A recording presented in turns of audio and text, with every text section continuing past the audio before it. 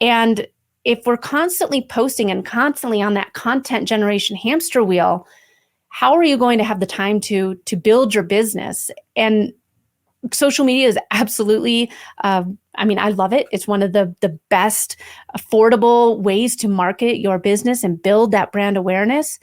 But if you're just creating content to create content, what's the point?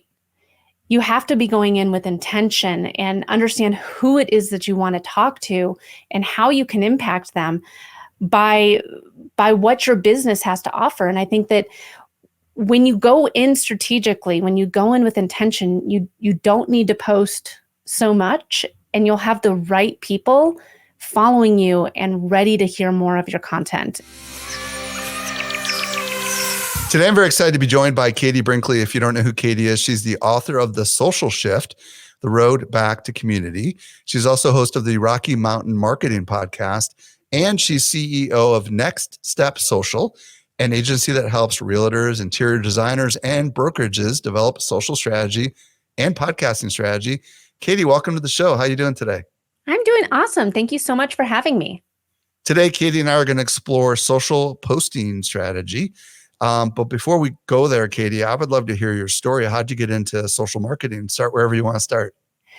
Well, I started all the way back in the days of MySpace. I know I always feel really old whenever I say that, but I started by helping bands with their MySpace pages. And the reason I was all in on MySpace is because, well, my college was not cool enough for Facebook, and I worked at the radio station. I loved music, sports, and when I grew up, I wanted to be a sports journalist. And one of my jobs at the radio station was to get bands to send us their music for free. And I was like, well, there's this new app called MySpace. Why don't I just reach out to these bands and see if they would like to send us their music? And I quickly fell in love with how fast connections can happen online when you go in with intention and when you go in with authenticity, because it's hard to really show what kind of person you are and what you bring to the table in a digital world. But when you have the right strategy in place, magic can happen. All right. So you started with MySpace, and tell us a little bit more of the story. Lead us up to, if you will, the book, and ultimately your have you always worked for yourself? Were you working for somebody else back then? Yeah, being a social media anything didn't really exist back then. And I was fortunate enough to land my dream job. And I was the post-game reporter for a radio station here in Denver, 850 KOA. And I got to go and do the locker room reports for the Broncos and the Rockies and the Avalanche. And I was living the dream. I absolutely loved it. And then this thing called SiriusXM came out, and everyone in the radio industry kind of panicked. And I was one of them. And I moved into marketing, and I was the marketing manager for the Colorado Rockies TV station for a number of years. And social media was one of my jobs. So I did a lot of the traditional media buys and traditional ad spends, was writing commercials and scripts. And then I was also tasked with doing the social media, and it was one of my favorite aspects of the job. And I guess now looking back, one of the best things to happen to me in my life was that I was laid off from my job. My position was eliminated, and I was sitting in my boss's office. And I guess this just really goes to show you, if you are a manager, the impact you can have on your employees' lives. But I was sitting in my manager's office, and I said, man, Jen, I just don't know what I'm going to do. I really loved what I was doing here. And she said, well, Katie, you're so good at social media and the way that you think about social media and bringing the station's social media presence to life. I'd love to see you find a job where social media was all that you did. And I left her office that day, and I was like, well, let me see what kind of jobs I can find. And at the time, it was mostly entry-level positions. And I was like, well, I'm at a point in my career where I don't really want to have an entry-level position. And I decided to just try and get some social media work on my own. And it's been over 7 years now. And I every day I'm able to do something I love, which is help businesses grow their online presence using social media. So it was around 2016 or 17 when you left? Yes. When you were unfortunately let go. And for what it's worth, I was unfortunately let go from a job also. which led to me starting out on my own, which is, like I said, the best thing that's ever happened to me. Yeah. So you went off and you started presumably your own business. Is that right? Mhm. Or were you doing social media for lots of businesses? What were you doing in the beginning? So I started as my own business, and I was trying to find work through apps like Thumbtack, and just trying to figure out how people were really getting work. And my first client was based in Chicago, and I was handling her social media, her WordPress, her emails. I was doing all of the things for her. And then I landed my second client who all she wanted was social media, and she's still with me and my agency today. And it was really a learning curve of what I was most passionate about. And organic social media has always been something that's been, I think, at the heart of what really makes social media so impactful is the organic side. And that's all that we do now is organic social media. And Mike, I didn't tell you this when we spoke previously, but it wasn't until March of 2020 that everything for my business changed. Mm. Tell me more. Do you know what happened in March of 2020? Of course, I know what happened. First of all, March 1st, 2nd, and 3rd or something like that was Social Media Marketing World, and then the whole world shut down. Yeah, so I was at Social Media Marketing World March 1st, 2nd, and 3rd, and it was something that I had always wanted to go to. Even when I was back at the station, I remember going to my boss saying, "Hey, there's this really cool conference. I'd love to go." It wasn't approved. And in March of 2020, I was like, "Hey, I'm the boss. If I want to go to this, I should go." So I went, and I have to tell you, everything for my business changed after that, because I made incredible connections. The community that happened there was everything for my business. Somebody that I met there helped me hire my very first team member. I was meeting all these people with podcasts. I come from radio. I wanted to have a podcast so bad, but I didn't know how to get started. And all these marketers there gave me the gift of their time and were like, "Oh yeah, well, I just do this and I do this." And then after Social Media Marketing World, that's when I hired my first coach. And it was somebody that spoke at Social Media Marketing World. And like I said, everything for my business changed after going to that conference. And yeah, like I said, I didn't even tell you about this, but it's a huge part of my journey and my business's journey. And I can't tell you how much of an impact it made for me really deciding that this is a business. This is an agency. This is something that I want to do long term and have other team members with me and see what we can do. And it's not just a hobby or something that, is getting me some money here and there. This is my job. Well, and there's a part of the story that I want to share with you. Starting in 2021, we launched a little podcast and a conference that was all focused on Web3. And you were one of like maybe 120 people who bought a ticket to that event. And it was called the Crypto Business Conference. And that's where I got a chance to get to know you, because there were so few people at that event. I had actually committed to like renting a massive section of the San Diego Convention Center, because you've experienced how big my conference was before COVID, right? Yeah. And I have lots of problems that happened, obviously, with Celsius, Sam Bankman-Fried, and all these other things. I'm no longer focused on that anymore, but that's where I had a chance to get to know you. Again, power of community, right? When you get surrounded with people who are all kind of in the same boat, trying to achieve the same thing, regardless of the size of the audience, magic can happen. And now you've got a brand new book. Tell us about the book. Yeah, so my book, The Social Shift, it just came out, and it was about 18 months in the making. And I felt like it was a really long time for it to get published. But now looking back, I'm so thankful that it took the amount of time that it did, because so much, everything in social media, things change so fast. I mean, I'm fortunate enough now that I could change Twitter to X in the book because it took enough time. But the entire basis of the book is where social media started, with us making connections through MySpace, listening to music. And MySpace was my first introduction to HTML code, because I wanted to have a top 10, not just a top 8. But that's how social media started. And then Facebook and Twitter and Instagram and TikTok and all these new apps keep coming out. And we've lost so much of that original connection that we had on social media. When you go in with intention, when you're building connections, when you're building your community, no matter if you're a business with, 10 followers or 10,000, if you build a community on social media, you're going to have your biggest brand advocates cheering you on and wanting to be a part of your circle. And I think that with social media, it's no different than turning on Netflix now. Opening up TikTok is no different than turning on Netflix.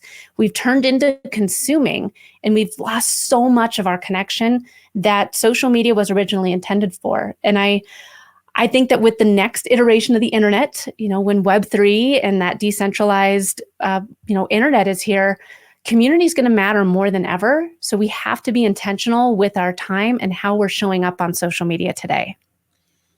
Okay, so you've answered a little bit of my next question, but there are some people, we're here to talk about social posting strategy and community.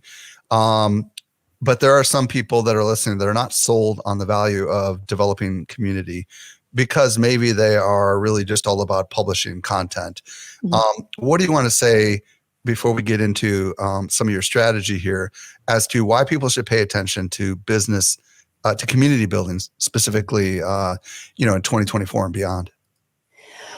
Well, I believe that social media and posting on social media as a business owner is very different than posting on social media as an influencer. For the majority of us that are trying to build a business, it can be a lot. And all of these people you see online, oh, well, you're not seeing the results from social media because you're not posting enough. And if we're constantly posting and constantly on that content generation hamster wheel, how are you going to have the time to build your business? And social media is absolutely, I love it. It's one of the best affordable ways to market your business and build that brand awareness. But if you're just creating content to create content, what's the point?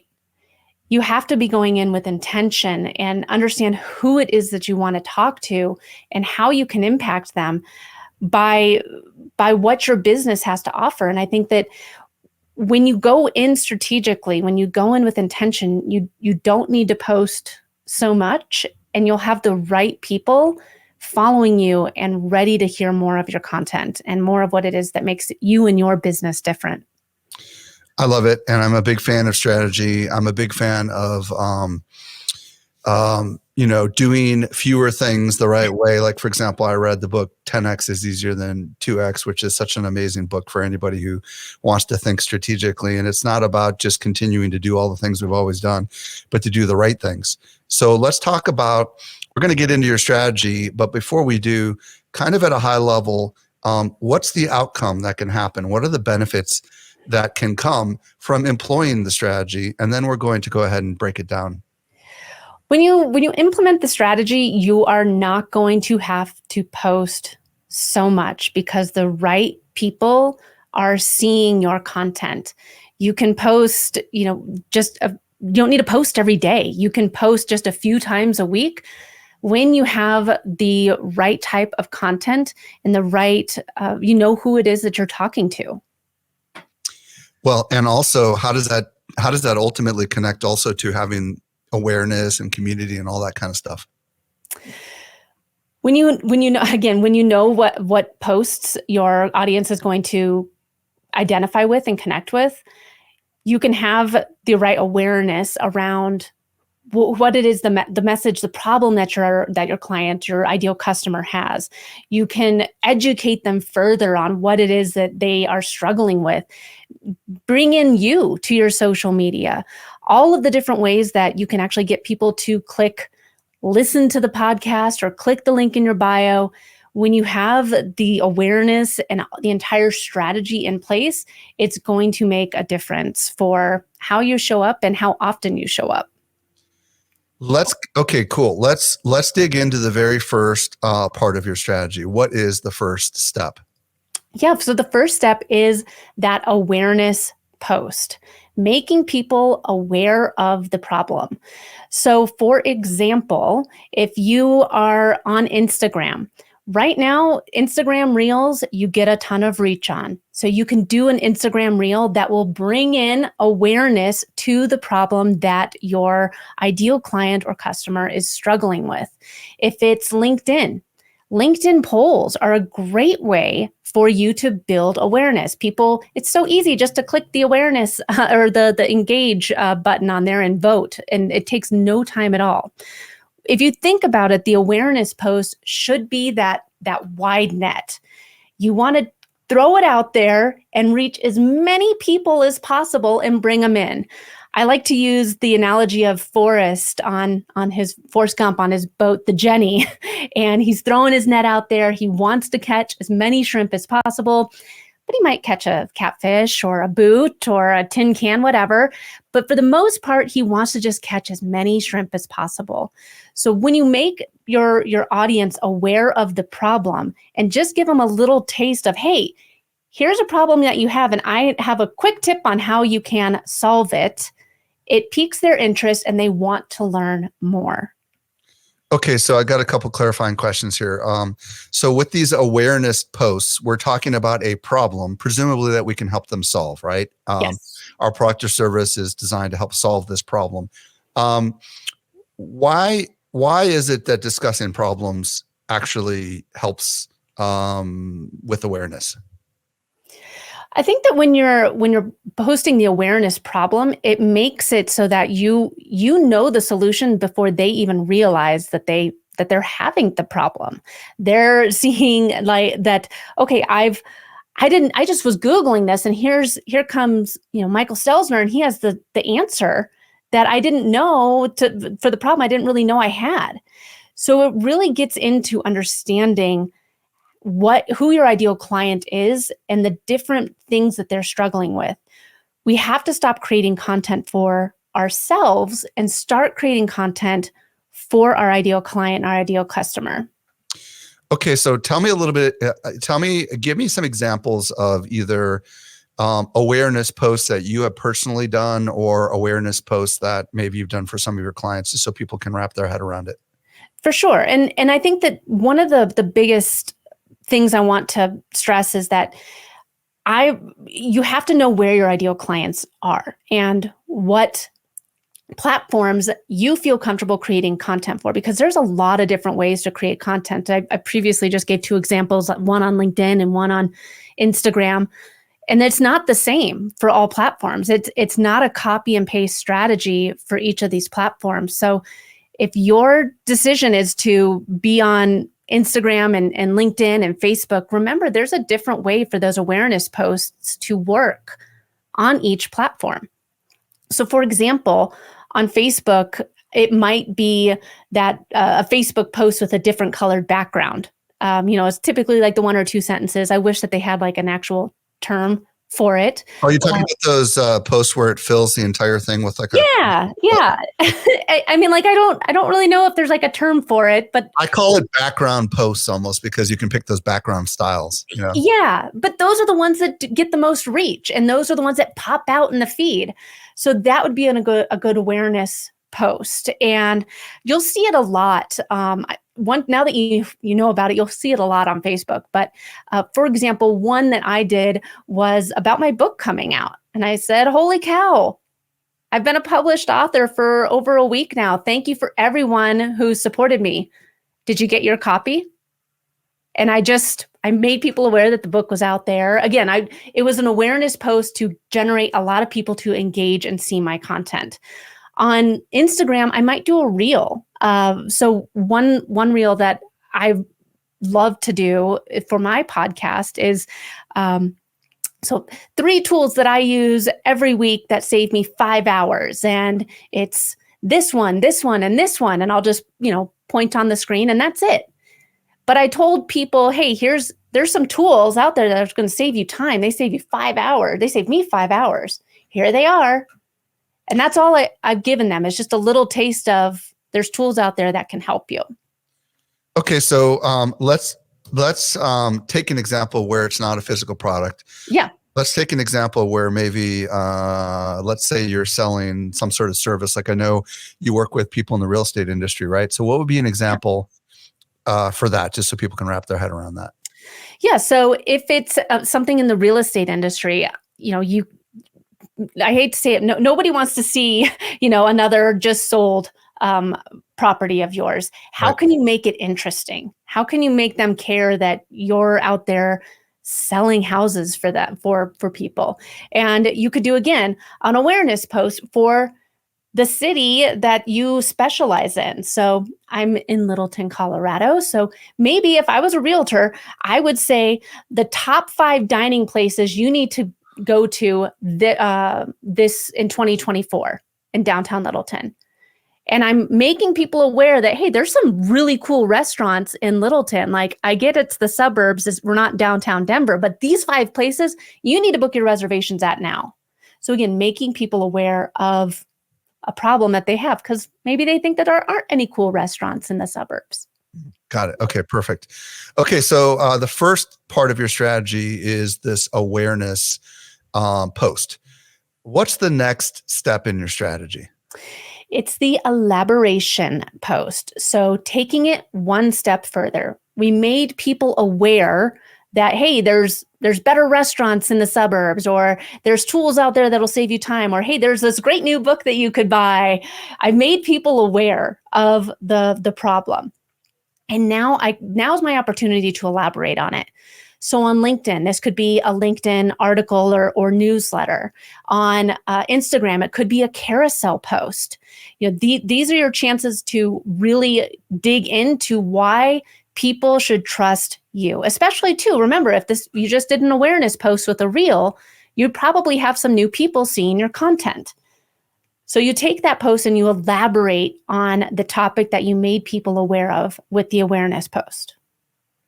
Okay, so help me understand. So we're doing some of these posts where we're making them aware, and awareness can be obviously of products or services that we think might be interested, or even problems obviously that are faced. For example, if I was a realtor, I would probably talk about all the crazy things that other realtors do. You know what I mean?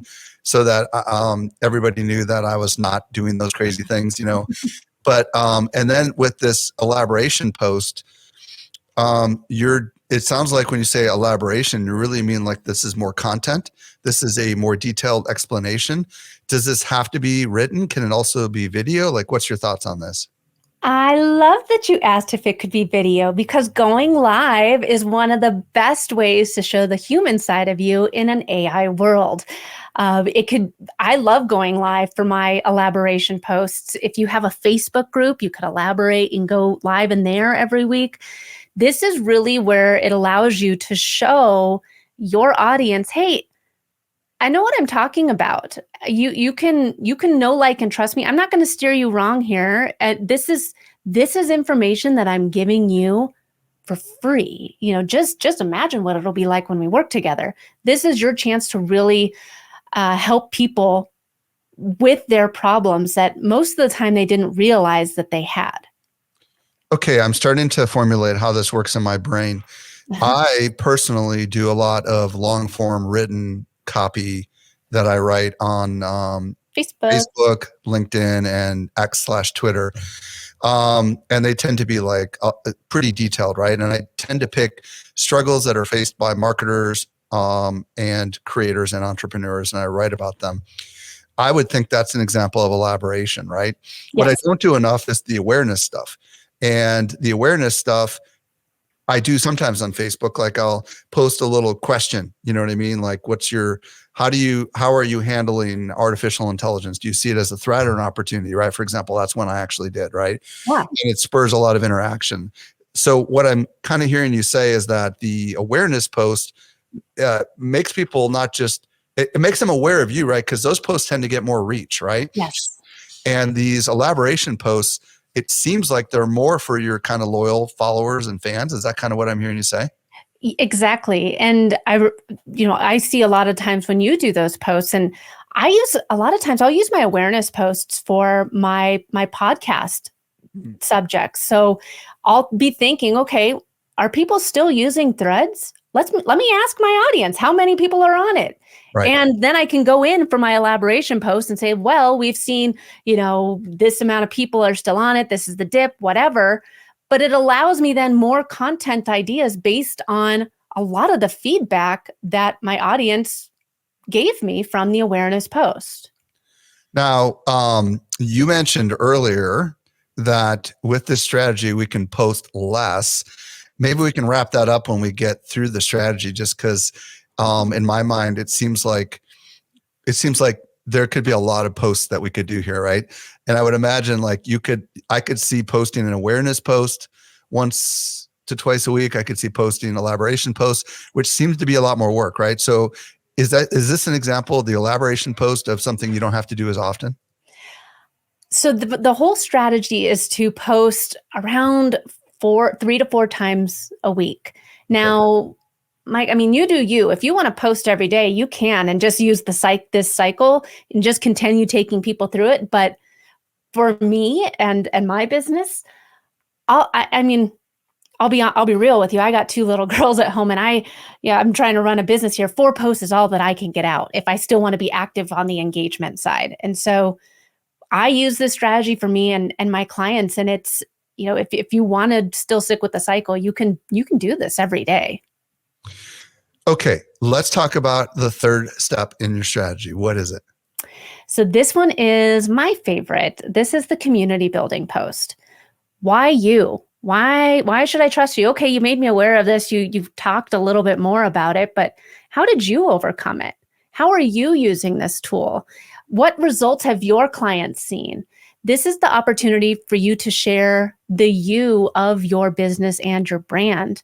I do it a lot for my own personal storytelling of what it was like to start a business with small kids at home.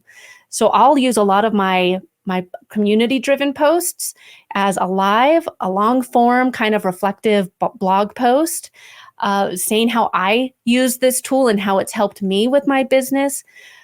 And the community building posts, these are the ones that I feel most businesses are missing. Because as much as I would like to say I'm the only organic social media marketing agency out there for people in the home industry, I'm not.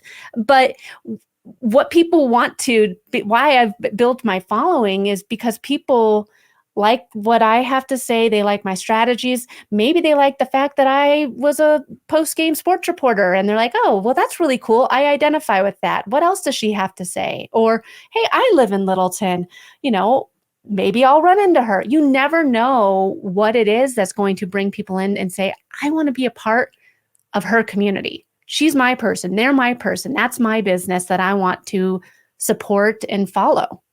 So help me distinguish a little bit between the community post and the elaboration post, because it seems like you could potentially write longer form content in either of them. Is the distinction that I'm hearing you that when you talk community, you're talking more about yourself, or help me understand the distinction here? Yeah. So for example, if I on Instagram, let's say I did that reel, where I'm saying this tool saves me 5 hours. And then the elaboration post was a carousel of me swiping through saying it does this and this and this. Well, now my community post could be how this tool allowed me to become my daughter's softball coach. Mm-hmm. And I could share a picture of me and my daughter. I know on Instagram, the majority of my audience are females aged between 35 and 44. So they're typically mompreneurs also. So that kind of post will work over on Instagram, but it's saying, okay, this tool saved me 2 hours a week. And all I really wanted to do at the end of the day was go home and hang out with my kids. But I was really tired because I was spending so much time. And now this tool came into my life and now I can be her softball coach or whatever. Whereas like on LinkedIn, maybe I'll say how this tool allowed me to grow my team by an extra team member and saved me X amount of dollars per year, because the majority of the people that follow me on LinkedIn are male founders. So again, I'm still talking about that same idea, just switching it for that target audience on the platform, saying how that tool or that strategy or whatever helped me or my client. This is another great spot to share user-generated content or client testimonials of how you helped somebody. Okay, so I think I'm starting to wrap my head around this. What I'm hearing you say is that we could pick a single topic or theme, and we could start in the beginning with it being a awareness post. So let's just take hypothetical AI, right? Yeah. AI, do you see it as an opportunity or a threat, right? I could see that as just a simple question that's an awareness post that gets a lot of engagement, right? Then the elaboration post might be here is a cool resource that I recently found that could help marketers, right? That's an AI tool, right? And it enables all sorts of fascinating benefits, and maybe even here's a little video of me using it, right? And then I think the community post could be me talking about how AI has allowed me to be way more efficient, right? Yeah. And has allowed me to get more stuff done, right? So that's kind of, is that, am I You're right on. right? Okay. Yeah, you're right on. And you could even do a Facebook Live. You could go live for your community building post, and you could do like a walkthrough of some tool that you're using. It's really up to you, but it allows, again, the community building post allows you to be in front of your audience. I mean, let's be real. AI has completely revolutionized the way that we are interacting and creating content. But there's one thing that you can't replicate, and that is the things that you've learned, the experiences that you've had, and what you want to see come from a certain topic. And so this is really the chance for you to stand out in a social media feed in a world of AI. Well, and I think what I'm hearing you say is this is your chance to tell stories about yourself in a way that might be interesting to other people. And it seems to me why you call this community is because this might draw people to you. Is that what I'm hearing you say? Because you're being authentic and transparent about probably what's working and what's not working, right? Exactly. That's exactly it. And when you're transparent with people, again, you're going to build the right people that want to be a part of your business. They want to be a part of your community. And whether or not they're ready to buy from you right now, they're telling their friends about you. They're ready to buy your book. They're ready to sign up for your master class or whatever. You're bringing the right people in, and it's a strategy of having fewer people engaging with you, but they're the right people that are there. Yeah, and I'm kind of thinking if this was a funnel, right, at the top, like a upside down triangle is probably the best way to describe this for the audience that's listening. At the top, you've got these awareness posts, and it's the biggest chunk of the triangle, right? Because people are going to see a lot of these, and we see a lot of these on social. Mm-hmm. Then we've got these elaboration posts, which aren't going to be they may not get as much reach. They could, if you have an outlier, you know what I mean? It could be shared widely, but it's less likely to get as much engagement and reach. Then you've got these raw, authentic posts, which I would imagine could also be done in video, or written, right? But it seems like this is more longer form content. Is that right? Yeah. Yep, exactly. And it's less likely that you're going to have as many people engaged, but presumably the right people might engage with you. And that might lead to our next strategy, right? Which is, what's the last leg in this strategy? Well, one of the things I hope everyone listening has noticed is I haven't asked people to buy from me yet. Nowhere in there did I say, hey, by the way, get on my calendar, sign up to work with me, or here's my new thing. Because I don't know about you, and I have a podcast too, but I've never gone to Instagram to listen to a podcast. I've opened up my Spotify, so if you want to bring people through and have people make that connection with you, you have to make them aware of the problem. You have to tell them these are some of the ways that this can be solved. Hey, by the way, this is how I overcame this problem. By the way, I sit down with Michael Stelzner in this week's episode of Rocky Mountain Marketing, and we talk all about how to do this. I brought in the guy himself that's going to solve all of these problems that I talked about all week. Don't you want to listen to this episode? Don't you want to buy my thing? Don't you want to buy the book? Don't you want to sign up for the masterclass or sign up for my free, content calendar, whatever it is?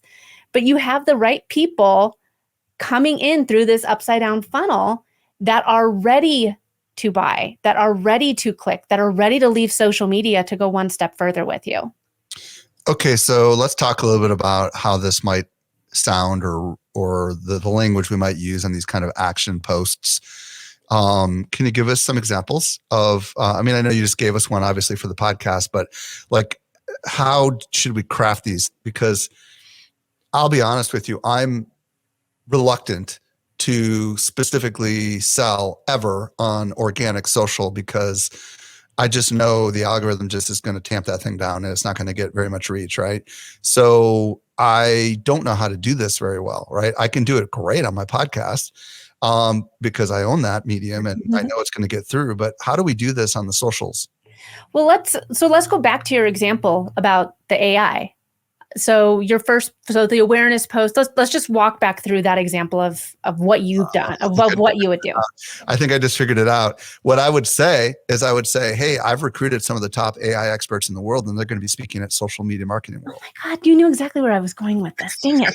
Did you know that? No, I didn't know you were going to do that, but keep going. Okay, yeah. But that's exactly it. You made people aware that AI is coming. These are some of the trends we've seen, and your elaboration post. These are some of the trends we've seen, and over the past year, the community building post. This is what I learned on my AI journey and how I'm using it today.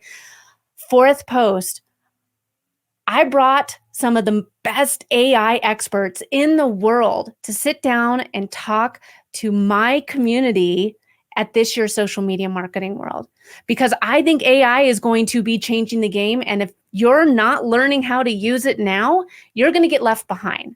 So I brought in experts that are going to talk about blah, blah, blah. Do you have your ticket yet? Yeah, I like that. I like that a lot. And what's interesting about that is I don't actually need to put any links in there, and I shouldn't put any links in there, because they're going to Google it. They're going to know how to find it, or they're going to direct message me if they don't know. Right. So I really like that. And I do that in email all the time. I never do it on social, ever. Now I probably should. Yeah. I probably should, right? Because I've got this loyal audience that's been reading all of my stuff, and I just haven't bothered to actually do that specifically on social. And I really, really should. Do you have any tips on like do's and don'ts for this kind of stuff, so it doesn't like trigger the algorithm? So I rarely, and I'm going to say never, include links in my posts, even when it's like, so, to buy the book. I didn't include a link. I asked people to comment something. And especially if you have a podcast, if you want people to buy a book, if you want to really know who your biggest fans are, I 1000% ask people to leave a comment for I want this, or podcast, or book, or whatever, or ticket, so that I can then have a one-on-one conversation with them in the DMs. And I understand there's a lot of spammers out there that are kind of ruining the DM magic for all of us, but the DMs is where the magic happens. And especially right now, Michael, you and I are sitting here having a conversation together, but I don't know if somebody listening right now says, well, wait a second, go back, Katie. I still had this question. I don't know if anybody is actually having a question or wants me to go further on it, because I don't know the listener. Whereas if I say, hey, comment podcast below to listen to this episode, let me know what your biggest takeaway was or whatever, and I send them the link, and then I can follow up with Joe later and say, hey, Joe, did you listen to the episode? What'd you think? I can now talk to my audience. Are you using Instagram DM automation tools for this? So to get the ball rolling, I use Instagram automation tools. So What about other? No. Let's go ahead and say who. I use Stampede Social for my Instagram DM automation, just to again get the ball rolling, because ManyChat is another one that a lot of people use. Yes, a lot of people use ManyChat. Yeah.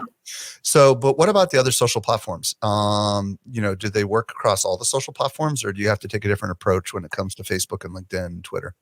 Yeah. So, I mean, for the most part, when I ask people a question and say, hey, if you want this, answer me, right people are answering. But what I'm saying is, can you automate it across all the platforms, or do you have to manually DM them? Oh, I got you. Yeah. So there's different tools that I use for each of them. Like I said, I use one for Instagram, and then I use one for Facebook. LinkedIn, I do manually. Got it. But yeah, it's Very cool. So I love this. Now, one of the things you said earlier, I want to circle back to is engagement. Talk to me a little bit about the importance of engaging with people, specifically publicly in the comments. What's your thoughts on that? when you engage publicly in the comments, it is beneficial for you to the benefits of it are that you get free real estate in everyone else's feed. So whether it's you commenting on someone else's post, so I spend a lot of time on Instagram and the hashtag Denver Realtor. I speak to a lot of local brokerages on social media strategies, but I'm not a real estate agent. But I'm in there commenting and leaving valuable posts or comments on their posts. And then if you're asking people to comment on your post and they say, book or podcast, whatever, they've basically given the entire world the okay for you to show up in their DMs.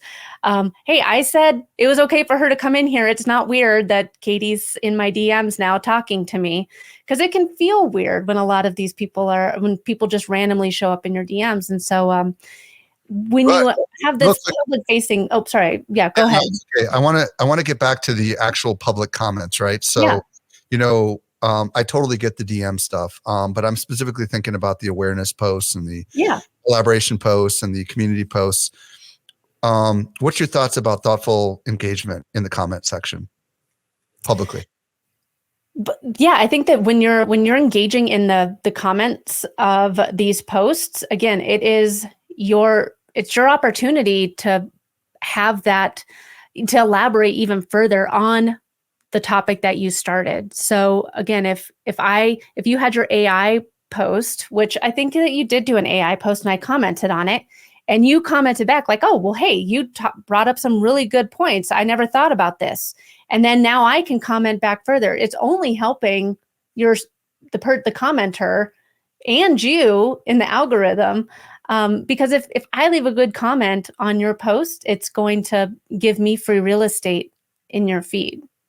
Well, and I think that it's really, really smart marketing to engage, because most people never comment, right? If you think about how many people see the content and how few comment, it's like a maybe lucky 1%.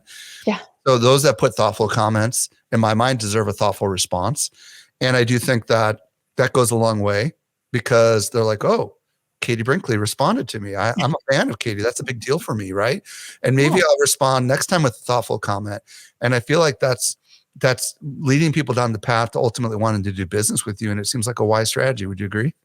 1,000,000%. When you're answering people, if they got both thumbs going to leave you a comment, you absolutely should be talking back to them. And that's, again, like you said, it's going to build out your community and make people become even bigger fans of you, because they know someone's listening, that it wasn't just a scheduled post that went out there and, okay, I did my part, check in the box. It shows that you're very intentional with your time and the content you're pushing out for your audience. Katie, thank you so much for answering my questions. If people want to pick up your book, The Social Shift, or they want to find out more about your business, or even connect with you on the socials, well, obviously, we know they can go to Amazon to get The Social Shift, so we don't need to answer that question. What's your preferred social platform if people want to connect with you? And then if people want to check out your business, where do you want to send them? Yeah, so if you go to katiebrinkley.com/SME, that's the best place to go to get the book and connect with me on the social of your choice, all the things. Just go to katiebrinkley.com/SME, and hopefully we can get connected on your favorite social platform. Katie, thank you so much for coming on the show and sharing your insights with us. I'm super excited to see you soon at Social Media Marketing World. Heck yeah. Thanks so much for having me.